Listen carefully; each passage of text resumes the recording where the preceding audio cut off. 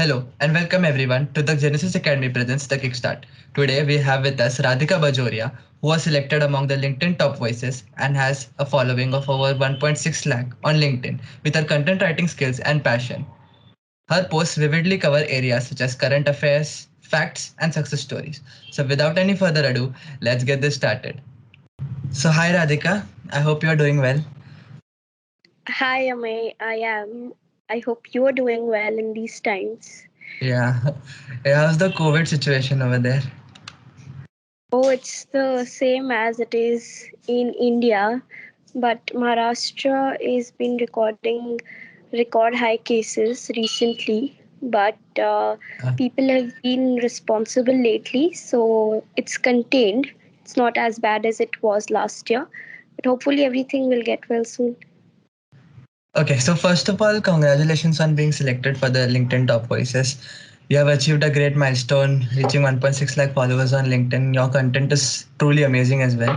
So let's take this conversation from that point of view. How has your journey been all this time, achieving this milestone? Like, can you share a few examples that you vividly remember that had a significant impact? Yeah, so there were two instances that led me to come on LinkedIn because LinkedIn was a very unknown platform to me. As any teenager back in college, I was introduced only to Instagram and Facebook, and that used to be my daily, chatterbox of sorts to go on to kill the boredom. But one fine day, our entrepreneurship cell told us that it's mandatory for you all to build a profile on LinkedIn because that's the only way to get sponsorships right from the corporate industry. So I built a profile there, and that changed life for me, because I didn't even know what LinkedIn is all about when I was on the platform. And later on, my friends were very supportive enough to tell me about LinkedIn and as to what the platform offers you and what you can offer to the platform. So I never had an interest in writing on the platform. Never did I plan that I will write on business topics. For that matter, I never used to read newspapers also. But as you can see that today my posts are all related to current affairs. It's only happened because Yeah. I was surrounded by right kind of people. So these people have been game changers for me. And as they say that at a young age it's very important to see who you are influenced by and what group of people do you stay in. So I chose my group very wisely. That was the only right thing that I did, and they gave Yeah. back to me in terms of whatever knowledge they had. And the second instance that completely was a changer for me was when I was coming back to my home after a boot camp that was in one of the colleges in Bombay, is me. It's related to entrepreneurship development. I thought that I should also upskill myself now, and this was in the second year of my college back in 2019. Mhm. So while going back home, I was sitting near my friend who was scrolling on LinkedIn, and I asked him just generally that what is it that people do on LinkedIn. And he used to be a frequent writer on LinkedIn, so I asked him fully about the platform in that 1 hour journey, and he introduced me to different concepts. But it never really happens in action unless you think it's important. So there might be people who will tell you that it's 100x important, it's the most important thing in life to do this, that, but unless you realize it by yourself, it doesn't really happen. So that happened with me as well. For a couple of weeks I was just navigating on the platform, reading what people write, discovering what can I write on LinkedIn and create my niche in. And it wasn't ever a plan to create a business out of it or build an audience, but it was only my passion for research and writing that led me on to write every day, and it still does. So these were the two different experiences in my life that made me get started on LinkedIn. Yeah, it's always good to have a good friend circle around you that can guide you. And as in case of you, also it surely requires a large amount of dedication, consistent efforts. So Yeah. it's always that when you are in your final year, either you hear it from your professors or your entrepreneurship cells that it is very important to have a LinkedIn profile from a professional point of view. So yeah, that is the case of every engineer or every person who is aiming for recruitment in campus. Right. So, okay. So, what is the criteria for selection in top voices on LinkedIn? So there's no criteria as such, and there's no process also to nominate yourself. It happens very organically. A team from LinkedIn's editorial board selects people who are good on three parameters. One is consistency, second is the kind of content they're providing, and the kind of profile that they've built for themselves on LinkedIn and the audience that they have. So, based on these three, four parameters, they shortlist profiles every year, and then they take their names out because they're influencing a certain group of audience, you know. And when we talk of group, it doesn't mean that above a lakh. Even if you have about 10,000 group of followers, they're more than enough for you until and unless they are loyal to you and they are following your content every day, if you are posting every day, of course. Otherwise, whenever you post. So basis this, they only select people and then they roll out the list. So it's a nice initiative that their team takes up to motivate other people also. So because today I am on the list, I might motivate other people. You know, they might think that if I can come on the list, they can also come, you know. So it just gives a good Right. strength of thoughts to people to start writing on the platform. The platform gets good branding because people speak about it outside. So it's a win-win situation for both LinkedIn and the person on LinkedIn. So it's just a kind of a branding exercise that it does. Okay. So, since like you already mentioned, since many people take help of the commonly established platforms like Instagram or Facebook that are more common with us at that time. So, for content related activities, LinkedIn profile comes in handy when you need to connect to some professional internship or land a job opportunity. So, how is it different to establish this large following base on LinkedIn as compared to other social media platforms? Yeah, I think Instagram is the most difficult platform, and I think it's very subjective. Now, if I would have been an Instagram influencer, I would have said LinkedIn is a difficult platform to establish your audience on, you know. So, wherever you're the king, you want to acquire the other kingdom, and you're just happy in your own kingdom, you don't look at it, you want more. So, that's the game, you know, it's all psychological. But the thing here is that you just be consistent on any given platform, be it LinkedIn, Facebook, or Instagram, and know what you're doing on your platform. Understand what you're doing. Don't just do it for the sake of getting eyeballs, because it'll be very temporary. It won't serve any purpose. So find your purpose first. Second, try to be innovative in that space, because there are many competitors who are ready to take your space. So Yeah, right. don't be monotonous with whatever you do. Keep on trying new things and different things in that focused area. Don't jump here and there a lot. You might think that I'm good at this, I'm good at that, let me try it all, but that really doesn't work. So try to build something on your strengths. Don't focus more on your weaknesses. And it's good to take cues from what your competitors are doing. Don't copy them, but just take the good points from their videos as to what they're trying to do. And the same applies on LinkedIn also. Like, for me it was business affairs, so I used to follow everyone who used to write on current affairs, see their writing style, and then see how I can be different to the platform, you know. So sometimes people say that just do whatever you want to and don't care much for people. But if we're talking about social media, it in itself is a public platform where you want to have consideration of people around you, right? You can't just keep on writing something that you want. Otherwise you might as well create a different blog of yourself. So when I discovered that it was news affairs for me, I understood that people might want to read news in a very simple and crisp format. So that's when I connected these two dots and came up with a style that could work on LinkedIn. Now, this might or might not work for different people. If you tell me to sing like Atif Aslam, I can't, because he has his own voice, right? And he has his own style. So I can't tell you what my style is and what how I do it, because if I tell you that, you will try to copy it and then it won't come it in the most natural sense to you. So it's better if you follow the process that I've followed, and then in that process you discover what your style is and then get going with it. Yeah, that's a good way of doing it because you never know what strategy might be suitable for a different person. And Yeah. if you are just trying to see what are the other things that your competitors are doing, you might do them as well so that you stay on the same page. Yeah. So, considering from a beginner's perspective, what are the three tips that you would like to give while updating your profile, LinkedIn profile? So, when we talk of updating, it's on a daily basis that you should update. If Yeah, it's a post, keep updating it, keep revising. Don't write on the same concept every day, otherwise, people will get bored. And when you talk of your own bio, make it interesting. Just read your own bio as if you were some stranger, and then you will know what's wrong. Otherwise खुद का तो जो भी करते हैं हम वो पसंद आता ही है उसमें कुछ बुरा लगने वाली बात नहीं है. So yeah, one is that you step into somebody else's shoes and then view it from that lens. And the second point is that show it to your closed ones and your loved ones, and show it to your haters also, I would say.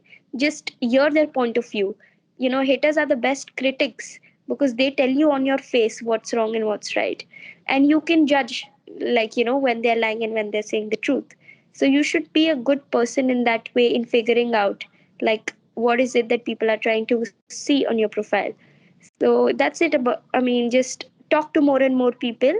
That's first in terms when it comes to building your profile. Make them uh, see through your profile and take their views and suggestions. Be open to it. Don't be close minded.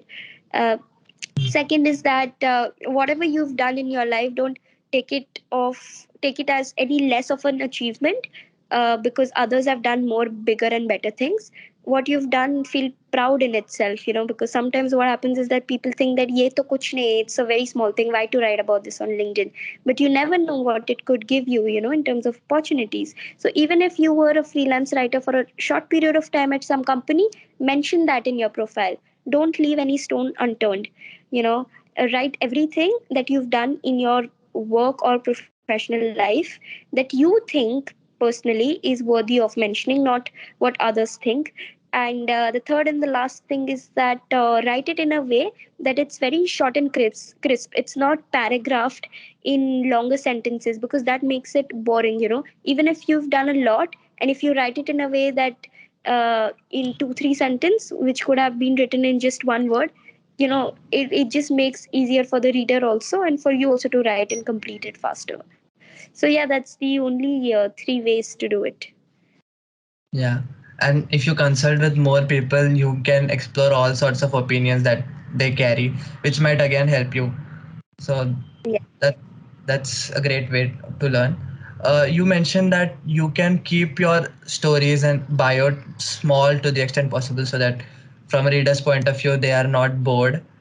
Such if you can give us such tips from professional perspective that can benefit students to land an internship opportunity, what are the things that they can do? Okay, so it depends on what kind of internship they're looking at, and they should be very focused when they're doing that. Even if they're not, their message should be focused, because the people that they'll be approaching for internships are senior people. They have a lot of things on their plate. They don't really look at messages, and when they do, they expect some kind of crispness and to the point structuring in your message. So if you're looking out for an internship, just don't write hello, hi, good morning, hope all is well, this, that. Just write, hi, liked your profile, think you're doing some work that interests me, and I think I can be a significant contributor in this space. And these are some past experiences of mine which makes me say so. If anything of this interests you, would like to have a chat with you or somebody from your team. So please help me know where to connect. That's it. Keep your message very short and succinct. Um, Second is that you should know whom to reach out to. Are you reaching out to the right person or no? Because if you're just reaching out to a junior member who's not so fearless to pass on the message on the upper level, your message would remain there only. It wouldn't go ever to the higher members or the key members in the team. So you should know whom you're reaching out to, and that can be done through research. Again, I can't tell you the process of research because it differs basis what kind of internship it is. I'll just give you an example. If it's a fashion or a content related industry, you should reach out to content houses like Plixo or Popso. It's Popxo. It's an influencer marketing agency which is highly driven by content. So in that, if you just type in the filters, content strategies, content strategist or head of content and partnerships, then you'll come across a lot of marketing and branding related profiles there. just reach out to them saying this, the message that I just spoke to you of, and then I'm sure that at least 5 out of 10 people will reply. The conversion rate will be 40 to 50%, and you shouldn't get demotivated if people don't reply. People try out so much. People reach out to 100 people, and out of that, only 10 reply.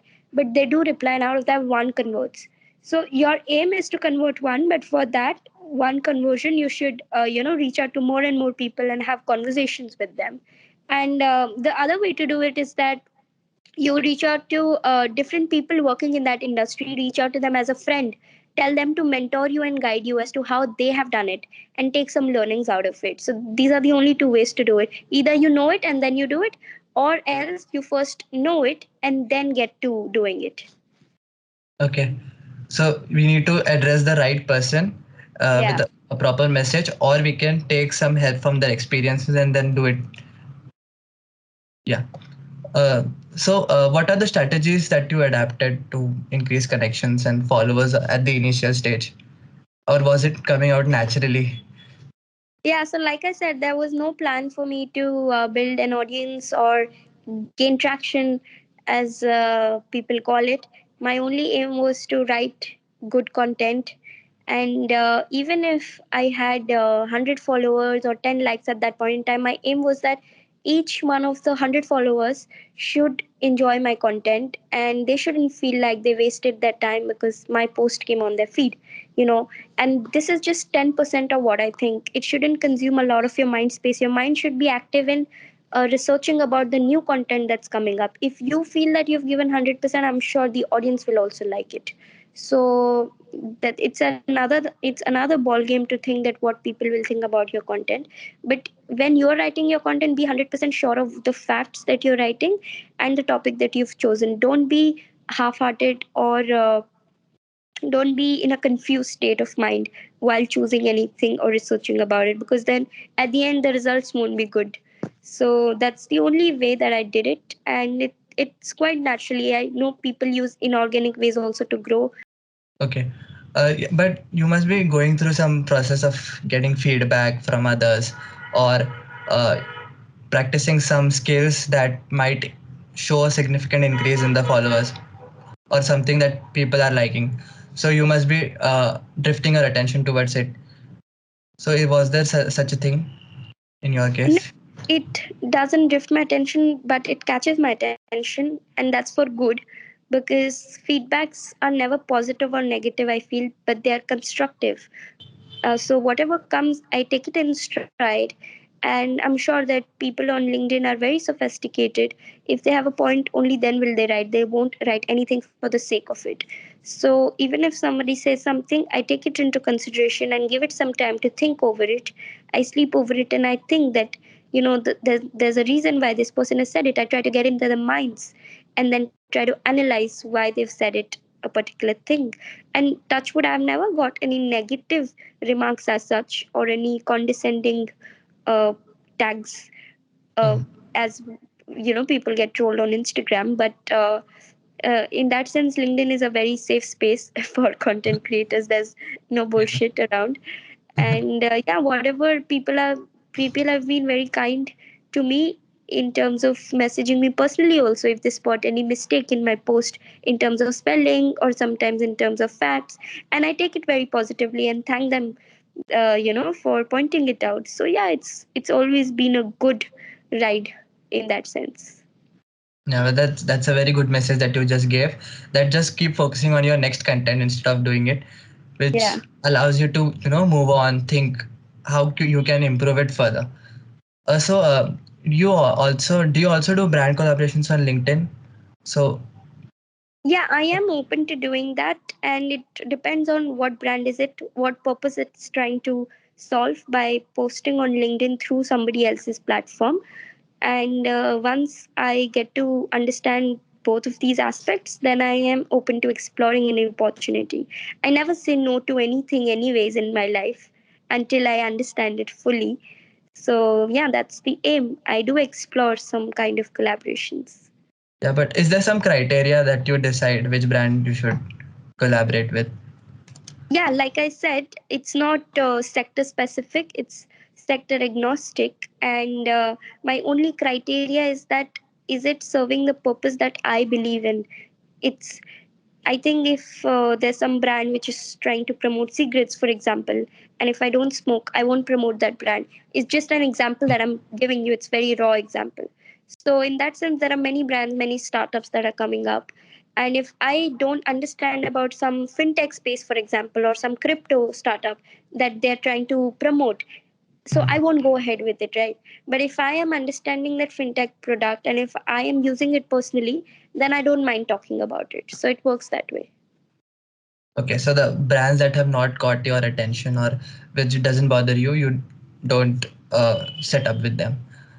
That's a Yeah, fair. or else I pass on their references to my friends who are Yeah, also good influencers on LinkedIn, you know, and if they believe in the brand, they promote it. I never reject anyone or anything. I just pass it on so that somebody else can benefit out of it and the brand can also get benefited. yeah, right, surely. Okay, so what do you consider yourself, a content writer or a journalist? A journalist, because a journalist is also a content writer. Yeah, yeah, your posts are related to it. Uh, Yeah. so that was just a trick question. What are the three tips that you can suggest to those who pursue content writing, especially from the point of view of a of journalist, like in case of your content? Yeah. Ask the right questions in your post and answer the right questions in your post again.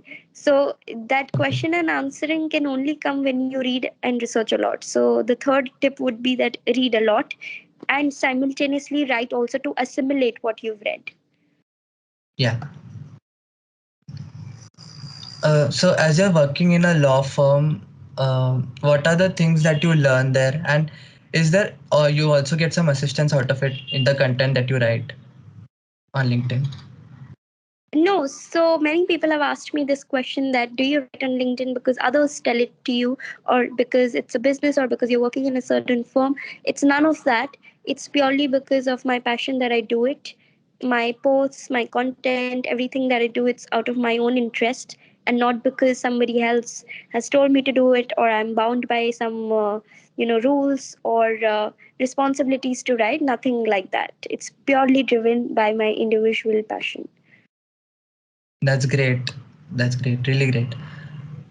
So it's coming just from when it comes naturally. You don't have to, worry about where are your sources or where can you get your content because you're doing it because you want to. So it's a really good thing to promote.